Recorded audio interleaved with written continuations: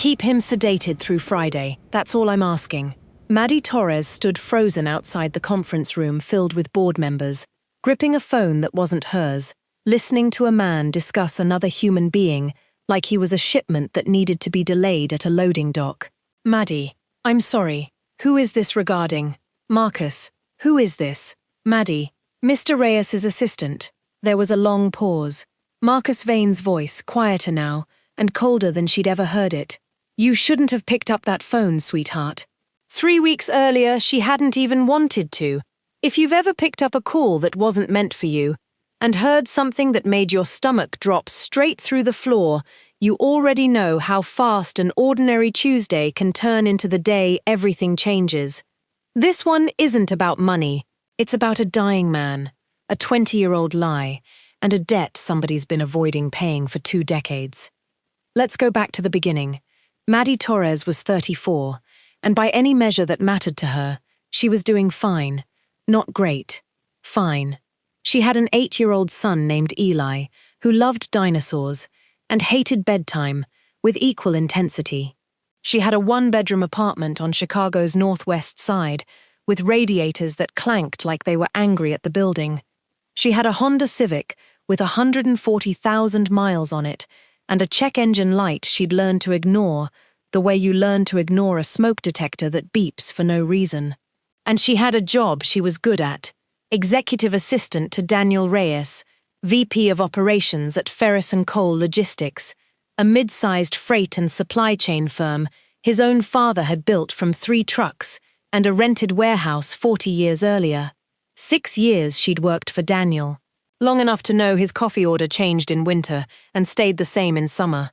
Long enough to know that when his jaw tightened a certain way, it wasn't the meeting bothering him, it was his father.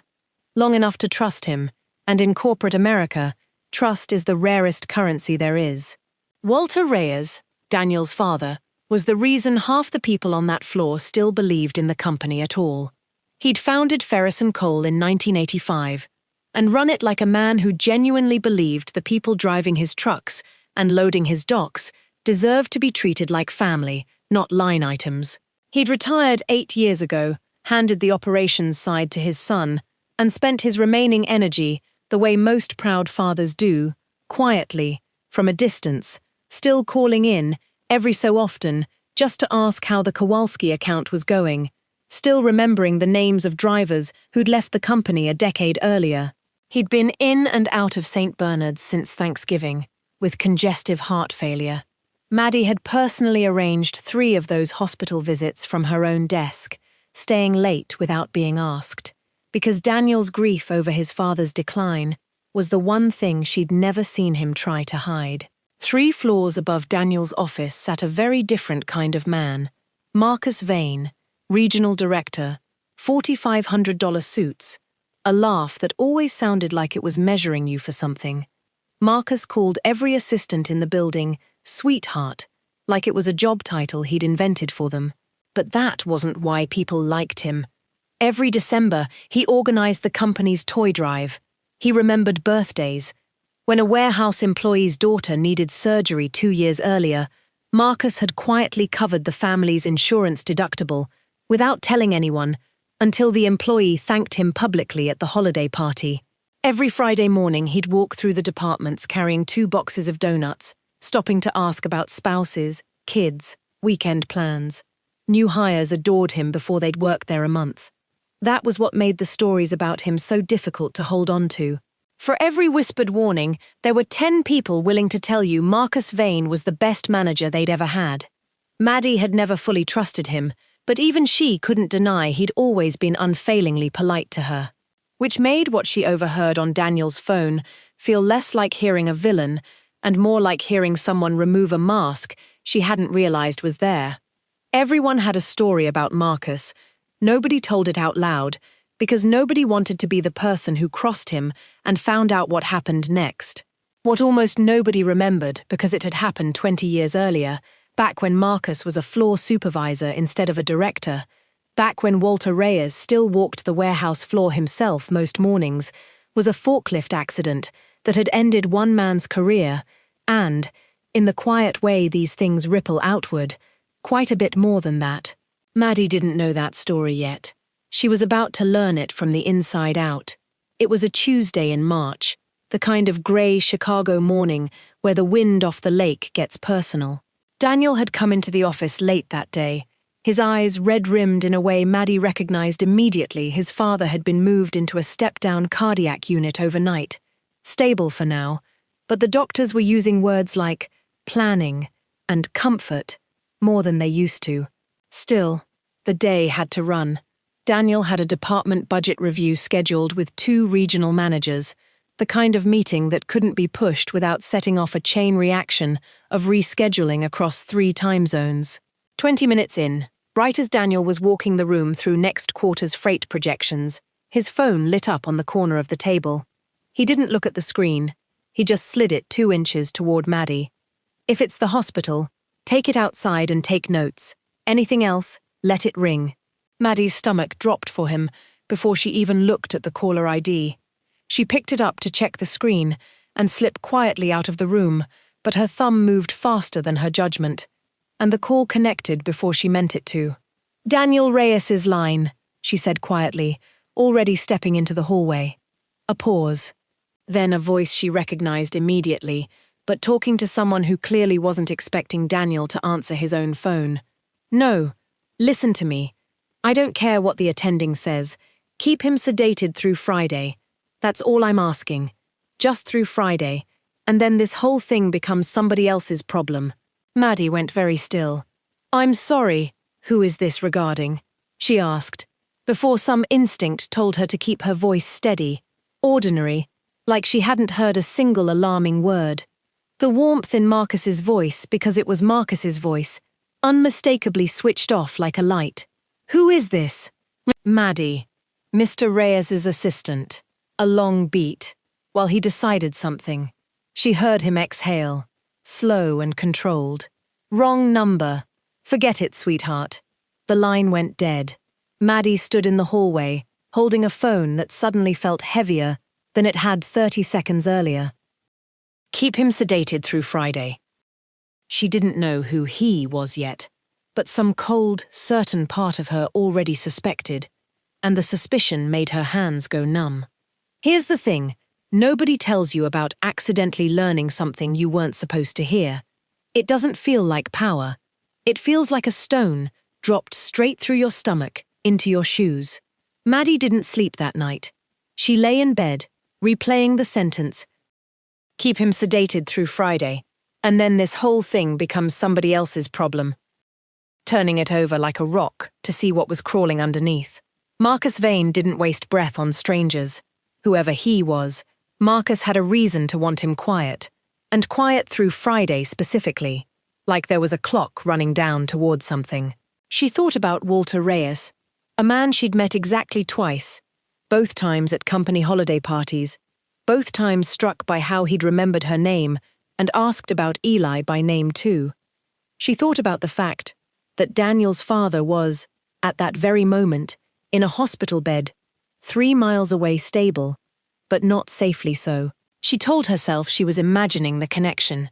She told herself that for about 6 hours, until she couldn't anymore, if you've ever overheard something you knew you weren't supposed to, something that made your stomach drop before your brain even caught up, tell me in the comments. I want to know how you handled it. By sunrise, she'd made a decision she would spend the next 2 weeks terrified of. She started, carefully, with the one thing she could access without raising a single flag, the company's own archived safety and incident records, stored in a digitized backlog nobody had opened in years because nobody expected to need it. It took her 4 nights just to discover the archive she needed no longer existed on the company's active server. Most of the records from the 90s and early 2000s had been migrated years earlier onto an offline storage system after a ransomware scare. The index remained, but every document she clicked returned the same message: archived, physical retrieval required. For one discouraging evening, she convinced herself that was the end of it. Then she remembered Harold Benton. Harold had managed warehouse compliance before retiring nearly a decade earlier.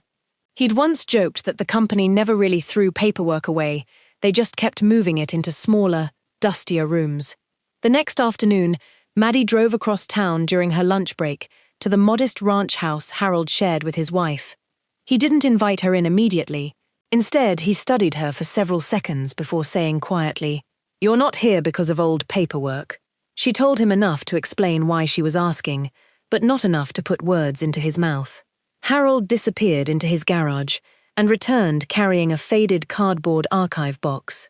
"I kept copies of the reports they told me to forget," he said. Except it wasn't complete. The final witness statement was missing.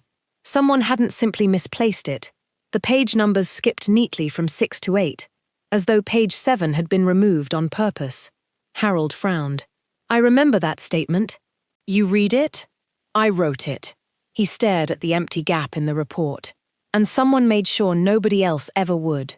For the first time, Maddie wasn't just looking at negligence. She was looking at evidence someone had spent 20 years actively hiding. An incident report from 20 years earlier. A forklift accident on the warehouse floor. A worker named Ray Kessler, then 31 years old, cited for improper load securing and terminated for cause. A second worker, injured in the same accident, out of work for 8 months with a shattered pelvis. The report was signed by the floor supervisor on duty that day, Marcus Vane. Maddie sat with that for a long time before she kept reading, because buried 3 pages deeper, in a supplemental note that had clearly been added and then quietly filed away, rather than acted on, was a different account, handwritten, unsigned, describing a safety inspection that had flagged the exact forklift involved in the accident as unsafe 2 weeks before it happened, and noting that the floor supervisor had been told, directly, to pull it from rotation, and hadn't. Ray Kessler hadn't secured a load improperly. He'd been operating equipment that Marcus Vane had been personally warned was dangerous and chosen to keep running anyway, because pulling it would have slowed a shipment deadline he cared about more than he cared about the men working under him. Finding the executive memos proved even harder. Corporate policy only allowed executive correspondence from that period to be accessed by legal. Maddie spent an entire day convincing herself to stop. Then she remembered something Daniel had once told her during an office move. Dad never deleted anything. If you can't find it on the server, check the backup drives. The backups were stored in a records room few people entered anymore. Half the external drives had failed. One refused to open. Another contained nothing but payroll files. On the last drive, almost ready to give up, she finally found the executive correspondence from that year. And Maddie found the answer to that 2 nights later, in a set of old executive memos, had quietly agreed to let the story stay the simpler one. Walter Reyes, the founder, the man who remembered everyone's names at holiday parties, had signed off on Ray Kessler's termination for cause, instead of opening an investigation that would have exposed Marcus, protected a rising young supervisor with promise, and avoided a lawsuit that might have sunk the company during a fragile year. Ray Kessler never worked in logistics again. No reference, no explanation, just a closed door that followed him from company to company for 20 years. Maddie sat at her kitchen table at 1 a.m., staring at a name she'd never heard before that week, and understood, finally, why Marcus needed an old, dying man kept quiet through Friday. Walter Reyes had spent 2 decades carrying a guilt he'd never spoken aloud, and now, with a failing heart and very little time left to make peace with anything, he'd apparently decided to finally tell the truth. She found the confirmation of that guess almost by accident. 2 days later, Daniel had asked her to help organize his father's digital files before the account was permanently archived. Walter had already signed the necessary authorization forms weeks earlier while handling estate planning documents. Most of the work was painfully ordinary.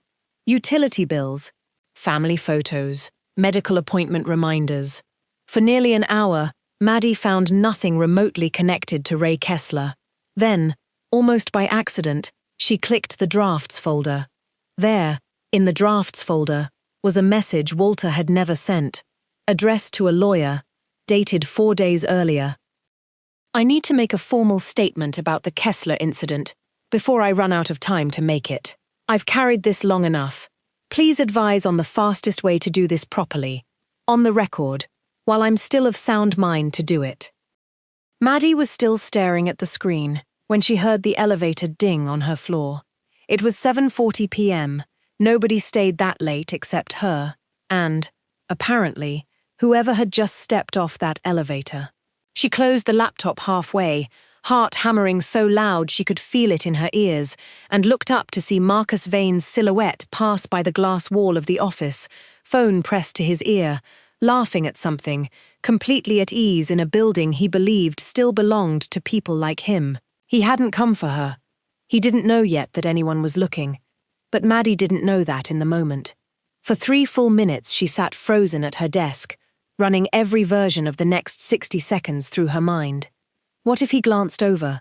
What if he asked what she was still doing there? She thought about Eli, asleep at her sister's that night, because she'd said she had a work thing.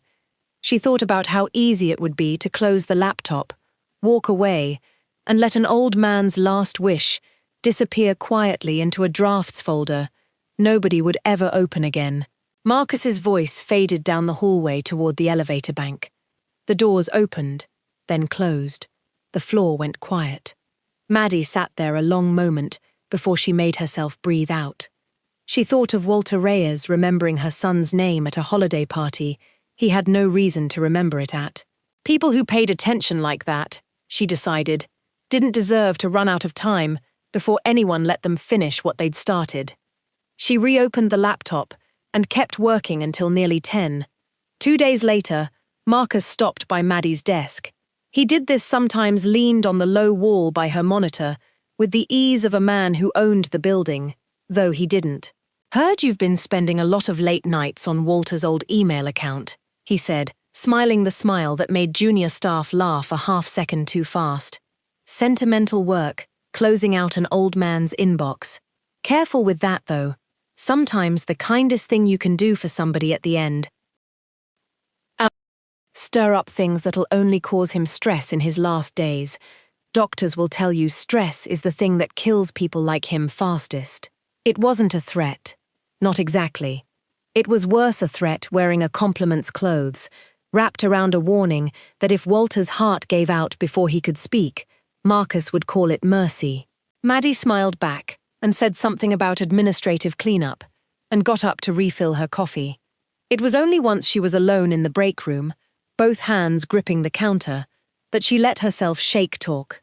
That night, she called her sister in Milwaukee and said, out loud, for the first time, "I think a man's been sitting on something for 20 years that ruined somebody else's life. And I think the person responsible is trying to make sure the truth dies with him before Friday." Her sister's answer stuck with her for the rest of her life. If you sit on it and it comes out later, you go down as the person who knew and said nothing. If you're going to be scared either way, be scared doing the right thing. Maddie walked into Daniel's office the next morning and closed the door. "Before anything else," she said, "I need to tell you something, and I need you to know I'm telling you because of every kindness you've shown me for 6 years. Not because I have to." She laid it out: the phone call, the 20-year-old incident report, the unsigned safety warning, Ray Kessler's ruined career, the unsent email in Walter's drafts folder, and Marcus's warning in the break room dressed up as concern. Daniel read the incident report standing up, then sitting down, then standing up again, his jaw working the way it does when a person is running the math on a piece of his own history he never had access to before. "My father knew," he said quietly. "It wasn't a question. He knew, and he let an innocent man take the fall to protect the company and protect Marcus. I think your father has spent 20 years wishing he hadn't," Maddie said. "And I think he's trying to fix it now, while he still can. And I think Marcus found out, and he's trying to make sure now never comes." Daniel didn't waste a single hour. He called the hospital directly, identified himself, and asked calmly, but with an authority Maddie had rarely heard him use, for an independent review of his father's current care team and medication schedule, effective immediately, with a second physician he trusted personally added to the case. Patient privacy laws meant nobody, even family, could simply demand medication changes over the phone. Daniel spent nearly 2 hours driving to the hospital, meeting the attending physician face to face, producing legal documentation, naming him as Walter's medical decision-maker, and requesting an independent review rather than immediate changes. The second cardiologist wasn't brought in because Daniel insisted. He was brought in because the first physician's medication notes contained inconsistencies significant enough that hospital administration agreed another opinion was warranted. Only then was Walter's treatment adjusted. He then called the lawyer named in his father's unsent draft, forwarded the email with Walter's family present on the call for consent, and asked how quickly a formal, witnessed statement could be taken. The answer was, today, if they hurried. They didn't confront Marcus in a boardroom this time. They confronted him in a hospital corridor, 20 minutes after Walter Reyes' alert, lucid, propped up against pillows with more color in his face than he'd had in weeks.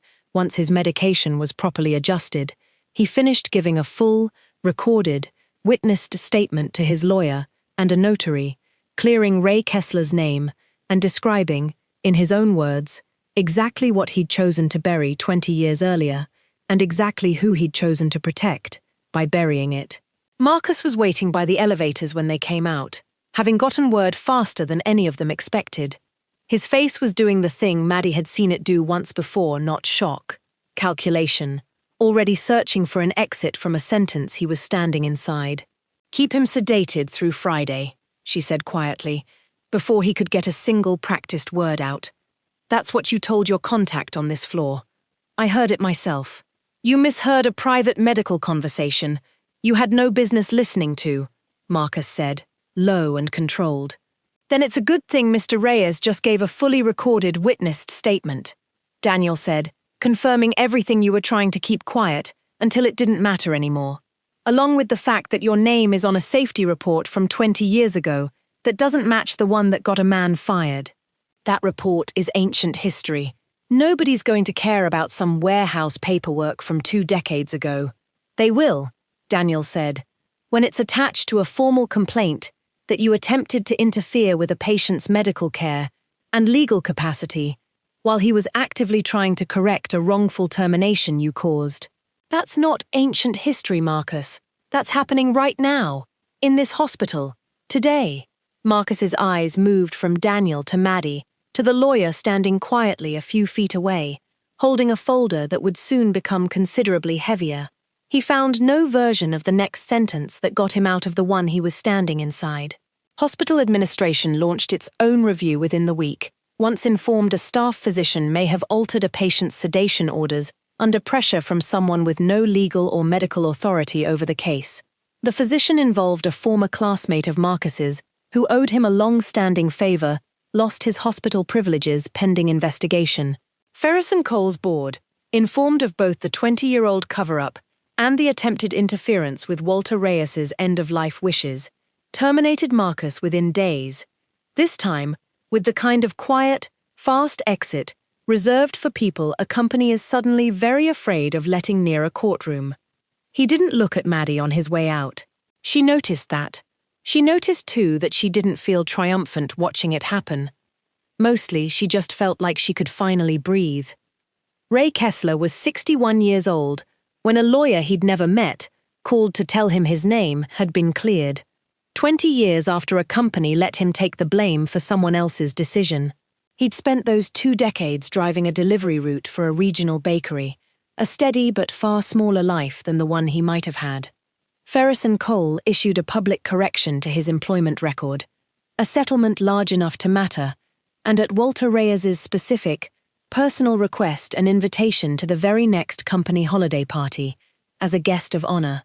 Walter Reyes lived another 5 months after that hospital corridor, long enough to attend that holiday party in a wheelchair, long enough to shake Ray Kessler's hand and say the 2 words he'd apparently been unable to say for 20 years, "I'm sorry," and mean every syllable of it, long enough to watch his son promote Maddie into a newly created role, Director of Employee Advocacy, a position built specifically so that no one at Ferris & Cole would ever again have their career quietly sacrificed to protect somebody more convenient to believe.